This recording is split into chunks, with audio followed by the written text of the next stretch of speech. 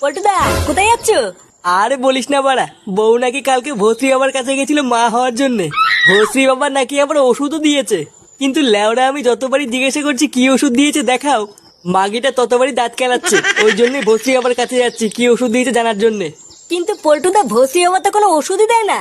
কি আলবাল বকছিস? ওষুধ দেয় না মানে? হ্যাঁ রে বাড়া, ওই চোদনা তো শুধু মেয়েদেরকে ফাঁসিয়ে মেয়েদের সাথে পকপক করে। ওই শান্তির ছেলে তো কোনো ওষুধই দেয় না। ওই জন্যই মনে হয় বৌদি ওষুধের কথা শুনে দাঁত কেলাচ্ছিল। এই কি বলছিস এসব? তার মানে ওই ভস্রী বাবা আমার বউয়ের সাথে পকপক করেছে? হ্যাঁ হ্যাঁ গো পল্টুদা, তাই তো মনে হচ্ছে গো।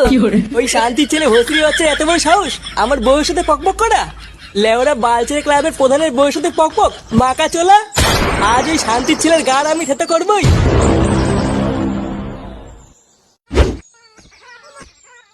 খেলা হবে, খেলা হবে।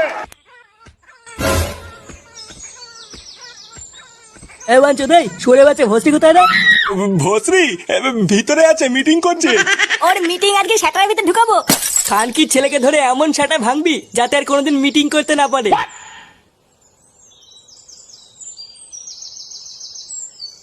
এ কেড়ে এমা এটা কারা? ওই তো খালকে জালে পোঙা মারছে। মাকা চলা ভস্রীর বাচ্চা। এ,